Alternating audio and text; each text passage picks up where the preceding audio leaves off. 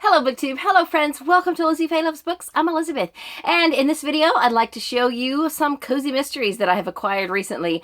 Now you may recall that I did a series of book haul videos in the month of February because I had done quite a bit of book shopping in the month of January and a little bit more in February, and I have continued to shop for books in March, and I saved the cozy mysteries till March because of, hello, March Mystery Madness. And all of us who are March Mystery Madness hosts are doing mystery-related videos this month, and so I figured I should just save this book haul for now.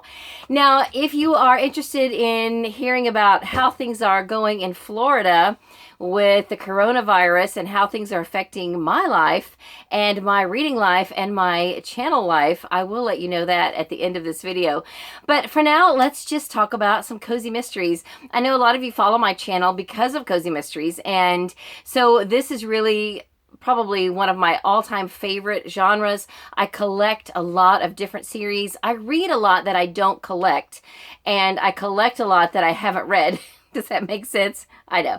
But I have a few that go in series that I'm already collecting, a few that fill in holes that I didn't have. I have a few duplicates that I will probably take to the used bookstore or something and see if I can get some credit for them or pass them on or whatever. And I have at least one that is going to be a door prize for my mystery book club. And we'll just... and I have one that's going to replace one on my shelf because it matches the set. And so, even though I don't like it as much, you'll see what I mean when I get there. All right, I can't decide where to start. So, why don't I just start with the most recent? Now, this is interesting. I have two of the Cat Who books that I just picked up. I was at a library just a couple of days ago, and they were doing fill a bag for $1. And it was just regular library hours, but all that they had on the shelves was fill a bag for $1. And I ran across two Cat Who books that I'm actually going to be reading this month. I own one of them on audio cassette, and the other one I don't own at all. And I've got the print copies checked out from the library right now. So the one I have on audio cassette is The Cat Who Went Bananas. I love this color pink. That's just a great color. So anyway, I thought, why not just go ahead and pick these up? I don't collect this series, but I'm reading them right now. Well, I plan to. So why not just go ahead and have the physical copies? I can return the library copies, and then I'll have my own. And then once I'm all done, I can pass them on to someone else. So, you know, fill a bag for $1, people. You know, why not? So I picked this up. And then the other one that I picked up is The Cat Who Had 60 Whiskers. So this is the very last of the full-length novels. This is number 29. And the one I just showed you, The Cat Who Went Bananas, is 27. So here's the interesting thing. I went and pulled the library copy off the shelf. Actually, I didn't have a library copy of this one because I just have my box and of cassettes, and it looks just the same as this, so there was no reason to get a library copy of it. But here's the interesting thing. So here's the one I just bought. Okay, look at the size of that.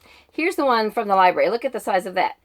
So I was like, wow, look at the difference in size. I wonder if one of these is abridged. Well, I looked, and no, it's not. And I thought, well, I wonder if one of these is large print. Well, yes, it is. Guess which one's large print? It's this one. Isn't that crazy? This one is printed on very thin paper, but it is, in fact, large print. And this one is printed on very thick paper, and it is not large print. So anyway, this one can go back to the library, and I've got my own 2 copies now. Then I picked up at that same fill-a-bag sale just recently. Here's a cozy mystery that I have never heard of. I've never heard of this author, this series, or anything. It's called The Chocolate Frog Frameup. How cute is that? It's by Joanna Carl, and I looked it up after I got home. The first 5 books are all some kind of chocolate animal, and then after that it kind of goes into other stuff. But then this series started out, this was originally printed or published in the early 2000s. This is number 3 in the series, but there's like 17 or 19. There's quite a few in the series, and I have never heard of it. And the most recent one is The Chocolate Shark Shenanigans or something like that. And I was like, ooh, chocolate shark, chocolate shark, and I've got to read this series. It just sounds too fun. So anyway, then I have, from that same sale, I picked up a book I already had. This is The Cold Hard Facts by Leslie O'Kane. This is book 3 in the Molly Masters series. And one of my pending giveaways is actually book 1 from this series. So I will just include this. Whoever wins that book will also get book 3 in the series. They'll have 1 and 3, and hopefully they'll be able to find book 2. And you may ask, when are you going to do that? Well, I don't know. At the end of this video, I'm going to talk about how the coronavirus is affecting my channel, and that will probably be one of the things that goes on hold for a little bit, but just, it's either fast forward or hold on till we get to the end and I'll tell you. All right, this one I got earlier a few weeks ago. In fact, I already used this as an example in one of the Instagram challenges. Or maybe it was the cover scavenger hunts. This is not a series I'm reading. This is from the, what is it, Stephanie Plum series by Janet Ivanovich. This is a Between the Numbers novel called Plum Lucky. And I have read the first 2 in this series.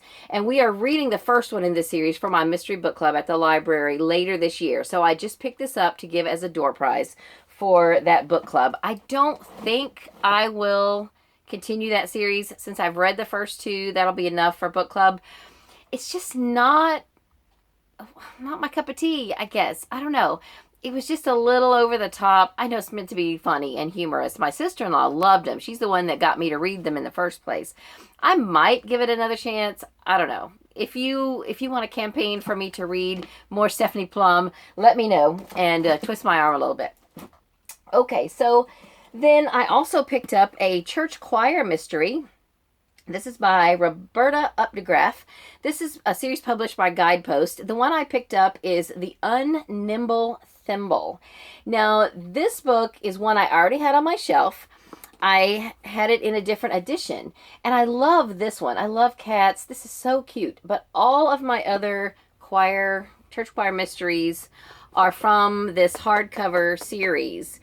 And so I thought I should just go ahead and get this one to match it. But look at this. I don't even like this. I think the colors have to be messed up. I can't imagine this is the way they intended it to be. This person here looks like Rosie O'Donnell, but with black skin and blonde hair, or white hair, actually, blonde hair. I don't know. The coloring just isn't right, and I don't know, I just don't like this cover, but it will match the rest of my series, and I'll probably pass this one on to my sister if she hasn't read this one already. Charlotte, have you read this one? Let me know. Let me know if you even want it.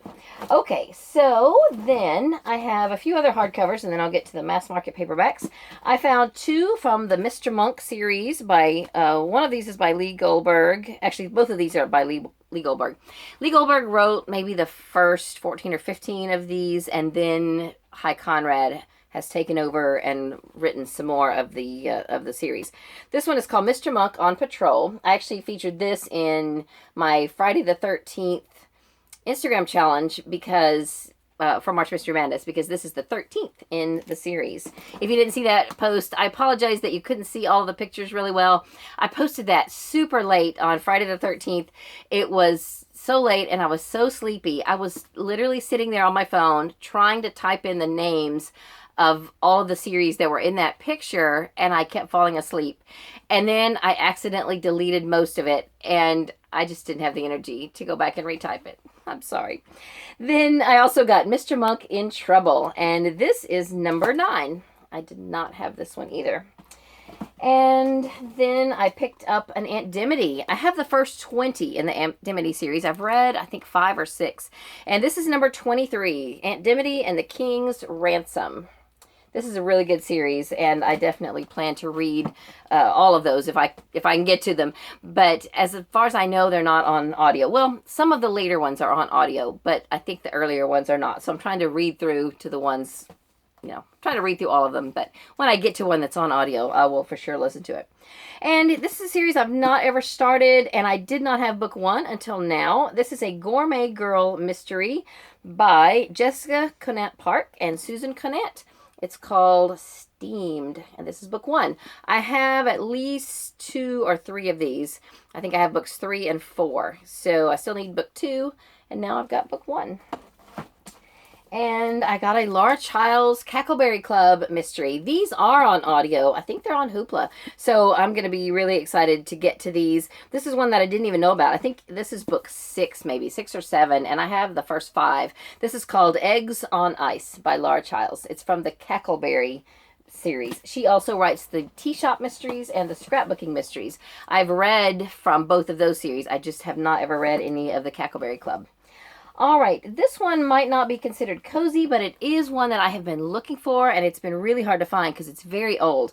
This is The Grandfather Medicine by Jayne Hager. This is book 1 in the Oklahoma Mystery Series, the Mitch Butchyhead Oklahoma Mystery Series. She has 2 law enforcement series and then one that's like a Iris House B&B series. And so the 2 that are Cherokee related, I have really been wanting to read. And I had the second one of these, but I didn't have the first one. So now I'm super excited to get this first one. And I grew up in Oklahoma. So anything that says Oklahoma on it, I am right there for it. I'm excited about that. Then I have here one that says it's the first in a series. I don't know anything about it. It's the Mainly Needlepoint Mystery Series, mainly being spelled like the state of Maine. It's called Twisted Threads, and it says it's by Leah Waite, and it takes place in Haven Harbor, Maine. And I don't know anything about it other than that, but it looks very quaint. It looks, because it has threads in the title, and it says it's needlepoint. You know, it's definitely got something to do with needlework and needlepoint, so that'll be fun.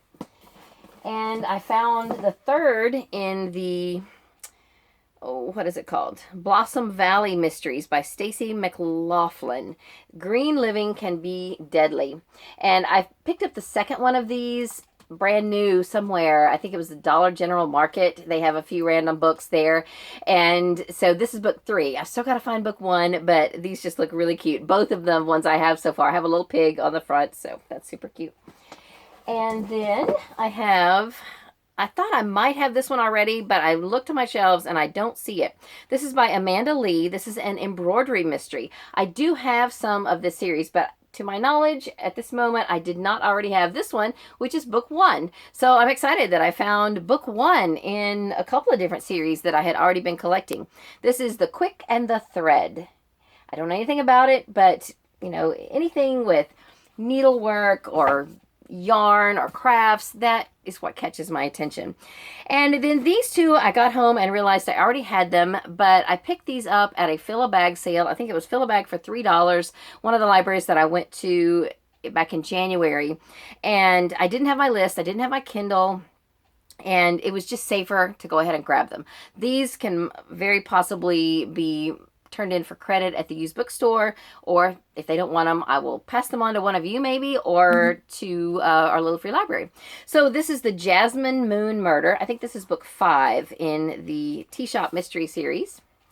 And I think my phone's running out of battery, but let me hurry and finish this up. Thrill Kill by Laura Childs. And, well, actually, yeah, both of these are from Laura Childs. This is from the Tea Shop Mysteries, and this is from the Scrapbooking Mysteries. And I already had a copy of Thrill Kill. I think I even have this in hardcover.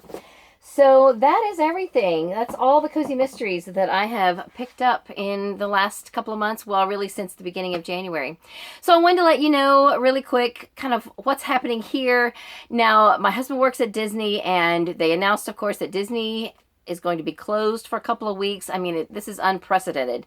This coronavirus is just really turning everything upside down. Next week, our school's going to be out. Our spring break is week after next, so the kids are going to get a full 2 weeks out of school. And my husband had already taken off the week for spring break, but now he gets next week off as well.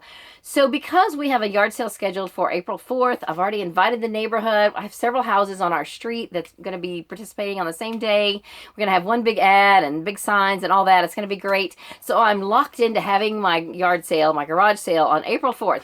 So because my husband's going to be home a lot in between time, he's going to be able to help me, and we're going to be able to go through with a fine-tooth comb everything. We're going to clean out our back building, clean out our utility room, clean out this room, and our garage is going to be, you know, full of yard sale stuff, garage sale stuff, and all of that. And so that means that I should still be able to be listening on audio whenever I'm not having to talk with him or discuss things with him, but probably not as much as I would if I was here alone.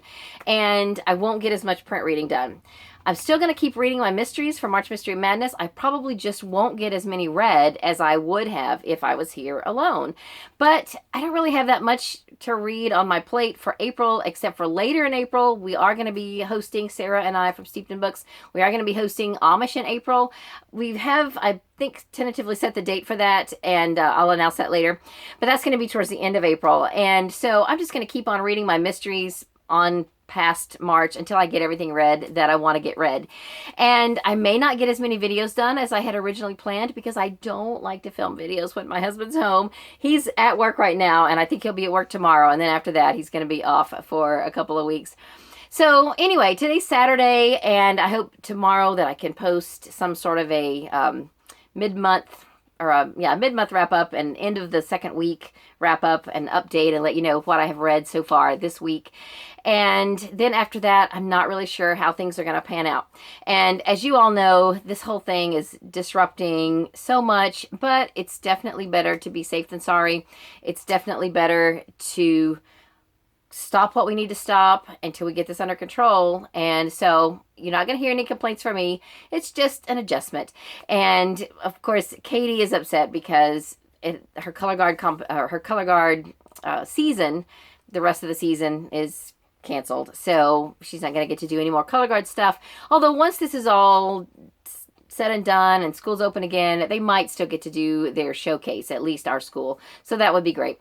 But anyway, we'll just have to see how it all plays out. Meanwhile, I'll be praying for you. If the coronavirus has directly affected you or your family, let me know. And I definitely want to pray for you and everyone around you. And so that is all that I have for this video. I will be hopefully back soon with more videos. And if I'm not, then just know we're all fine here, and I'm going to be getting a lot of housework done and a lot of house cleaning.